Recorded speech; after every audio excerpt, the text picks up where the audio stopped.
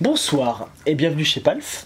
Salut Palf, merci Salut Alex. Palf, salut Dempsey. Aujourd'hui, on va parler d'un sujet que Dempsey maîtrise à fond. Il s'agit des tremplins. Tu en organises et c'est pour ça que je t'ai demandé de faire un épisode là-dessus. Ouais. On va regarder ça tout de suite.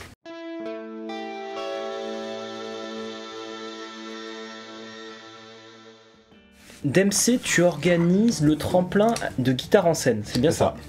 Raconte-nous, comment ça se passe? Qu'est-ce que c'est? On va parler de plein de Comment choses. ça se passe? Bon, un tremplin comme beaucoup de musiciens. Qu'est-ce qu'un tremplin déjà, pour commencer? C'est quoi? Bon, en fait, ça permet aux groupes émergents ou certains groupes connus, parce qu'on a déjà eu des groupes signés en label, et puis des groupes qui tournaient déjà beaucoup, qui sont inscrits à des tremplins, et puis ça permet en fait d'être aidé et d'avancer dans la carrière d'un groupe et de les faire connaître. Donc un tremplin, c'est un concours de groupes. En fait, ce sont des groupes qui se battent dans une arène. Le but du jeu, c'est d'être le meilleur. Ouais, clairement c'est ça. Ouais, j'aime pas cet effet de compétition, mais ouais, mais c'est ça en fait. À la base, parce qu'on prend le meilleur. Après la. Est-ce que si t'es le meilleur, tu gagnes quelque chose? En général, oui. Ok, Oui. donc c'est ça un tremplin. En fait, tremplin, vous avez un groupe, vous vous dites, moi, avec mon petit groupe, j'ai envie de devenir je ne sais pas quoi, je vais à un tremplin, je me bats, et si je suis le meilleur, je gagne quelque chose. C'est ça, Gladiator. C'est ouf. Alors, dans un tremplin, j'imagine que tu as un jury pour sélectionner qui est le meilleur. Comment on sélectionne C'est qui le jury de tremplin? Le jury, alors c'est un jury qui est composé en fait de professionnels de la musique. Et en général, alors j'aime bien aussi avoir un regard extérieur, parce que le problème c'est que tu sais, quand tu as affaire souvent à des professionnels de la musique, chacun est assez, tu sais, peut être vraiment dans son... Ouais, tu vas avoir ton univers à toi et pas celui de l'autre. Ouais, et du coup d'avoir quelqu'un qui a un regard complètement extérieur, tu sais, c'est bien aussi. Alors j'aime bien ça, tu vois. Donc un regard extérieur, ça peut être quel profil par exemple pour toi? Non, bah après je prends en fait les personnes qui ont quand même une oreille, qui sont quand même des mélomanes, tu vois, qui aiment écouter de la musique, la musique dans le style qu'on propose, propose et qu'on a aussi sur notre tremplin. Mais après en général. Après dans un tremplin, est-ce que tu vas varier les styles? Est-ce que par exemple dans un tremplin tu vas prendre des mecs qui vont te faire de la compo à partir d'ordinateur, ou ça va être que un certain type d'instru? Après les tremplins, après je sais pas comment fonctionnent les autres tremplins en France, mais je pense que pour guitare en scène, non, il faut qu'il y ait au moins une guitare.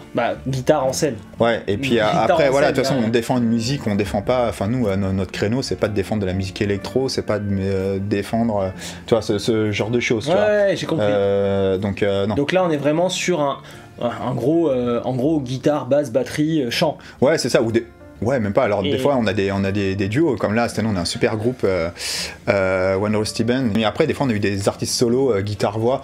Donc en fait non, c'est pas que basé rock, trio ou oui, ça peut quartet, être dans le folk. Ouais, voilà. Ça peut partir. Ouais. Est-ce que tu as eu des groupes un peu de black metal et tout? Ouais, on en a eu, on a encore eu cette année à la dernière sélection. Cool. Ouais, voilà, donc on a vraiment tout, on est ouvert à, voilà. Et ça peut être de la pop, ça peut être de la pop, on a de la pop. Alors quand je dis c'est autour du rock, mais de toute façon il faut savoir que après ce qui est sorti, parce que tu sais, il y a comme eu le blues, on est arrivé vers le rock, enfin dans l'histoire de la musique, et après le rock, ça a donné la pop, ça a donné plein de choses. Alors au niveau du jury, on en parlait. Donc le jury est composé de combien de personnes par exemple? On est 5. Vous êtes 5. J'aime bien les chiffres impairs. Parfait. Pour retrancher. Donc toi, t'es le big boss de ce truc-là. Ouais. Et alors, dis-moi du tremplin. Du tremplin, ouais. Pas du festival. Le festival, oui, du tremplin. Bien sûr, le festival, c'est encore une autre arme lourde. Ouais. Et donc dans ce tremplin, il y a qui d'autre? C'est qui les 14 personnes? Alors on parle vraiment, drop les noms, là on est sur guitare en scène, le tremplin, vas-y. Ouais, donc Lucas Fléchet, Laurent Ortega, d'accord, fait partie de l'organisation de guitare en scène quasiment depuis le début. Ensuite, j'ai Alenko, qui est un chanteur suisse, donc qui enseigne à l'ETM avec Christophe Godin d'ailleurs. D'accord, ok, c'est là où il enseigne, Christophe. Voilà. Et j'ai aussi Franck Graziano, pour ceux qui connaissent. Ah oui, Franck. Donc voilà, qui est avec nous. Ok, d'accord, donc c'est bien, c'est un jury assez divers. Voilà, donc c'est Franck Graziano, Alenko, Laurent Ortega, Lucas Fléchet et moi-même. Ouais. Ok, d'accord, donc c'est quand même un profil assez varié, ça c'est bien. Ouais. C'est important parce qu'il faut que ça reste assez représentatif de la réalité. Ok, donc là je comprends au niveau du jury. Comment vous sélectionnez les groupes qui rentrent dans le tremplin? Alors comment on sélectionne? Alors déjà on fait une écoute à l'aveugle. En fait on reçoit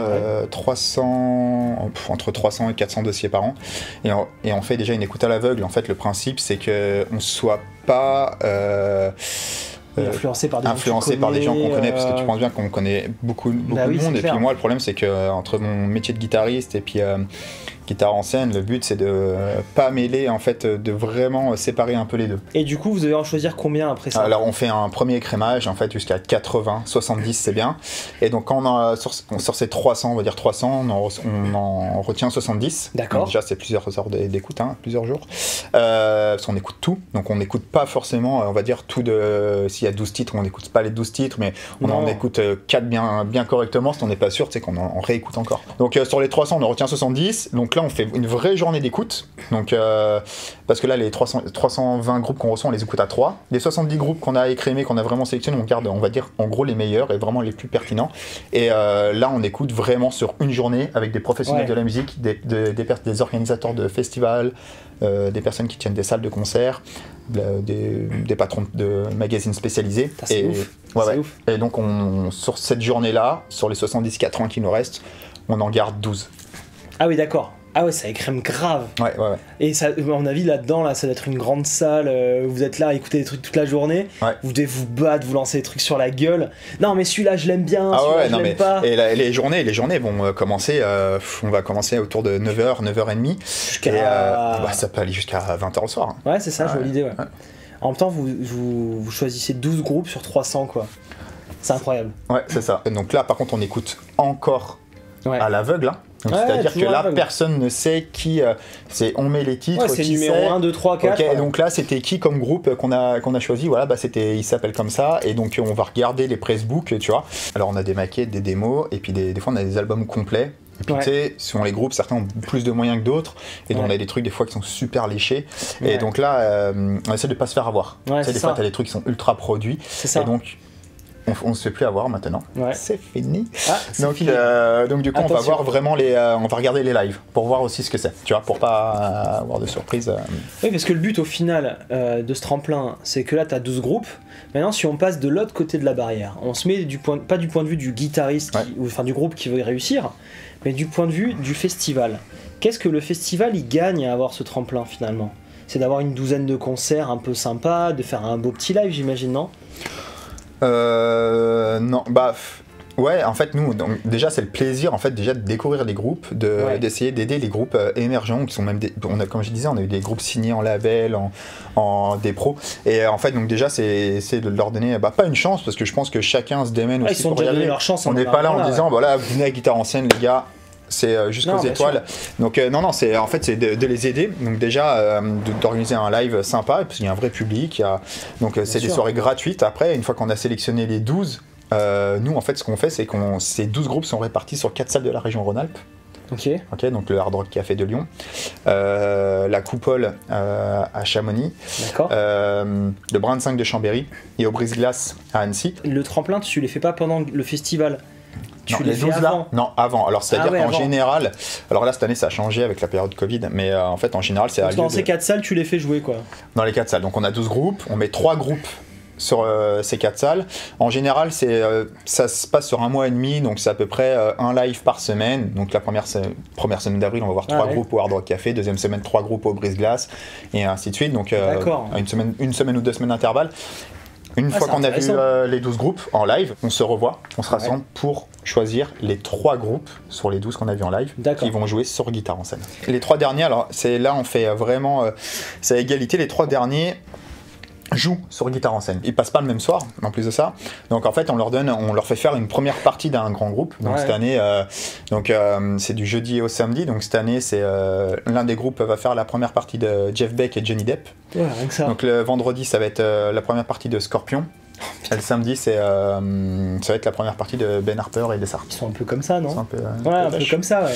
Donc du coup, voilà, donc c'est ce qu'on offre et je pense que plutôt que de donner 500 balles, je pense que c'est quand même bien mieux qu'ils jouent en première partie d'un groupe et qu'ils se montrent.